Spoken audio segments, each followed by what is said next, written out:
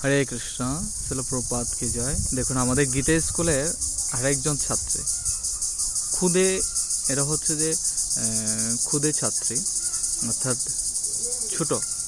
তারা ছোট অবস্থায় ভগবানের কত সুন্দর ছবি অঙ্কন করছেন। তার মধ্যে একটা হচ্ছে যে এখানে আপনারা ছবি দেখতে পাচ্ছেন, আমি কাছে গিয়ে দেখাচ্ছি।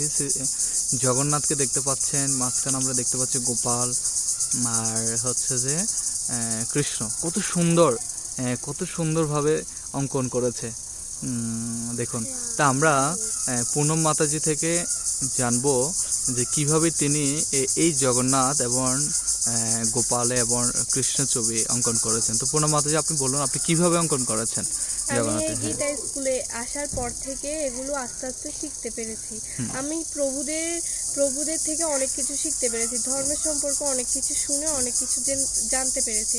আর প্রভুদের দয়ায় আমি এগুলো তৈরি করেছি। তো এগুলো কিভাবে তৈরি করেছেন একটু যদি বলেন দর্শকদেরকে। হ্যাঁ, হরে কৃষ্ণ। এগুলো ক্লে দিয়ে তৈরি করেছি। ক্লে দিয়ে না? তারপর কতক্ষণ লেগেছে এগুলা তৈরি করতে ক্লে দিয়ে? যদি আমি মনোযোগ দিয়ে তৈরি করেছি, এই জন্য আমার 1 ঘন্টা, এগুলো সবগুলো তৈরি করতে 1 ঘন্টার মতো লেগেছে। 1 ঘন্টা লেগেছে না?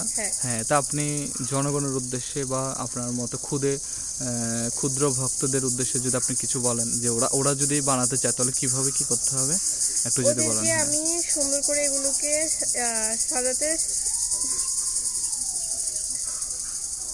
ওদেরকে আমি এগুলো শিখাবো আস্তে আস্তে। ওরা যদি আমার কাছ থেকে শিখতে চায় তাহলে আমি ওদেরকে সাজাবো, সুন্দর করে শিখাবো। হ্যাঁ, হরি বল, হরে কৃষ্ণ। তারপরে আমাদের গীতা স্কুলের ছাত্রের জন্য, পুনম মাতার জন্য কৃপা রাখবেন, যাতে করে তিনি বড় হয়ে আরো সুন্দর বড় করে তিনি যাতে অঙ্কন করতে পারেন। হরে বল, হরে কৃষ্ণ।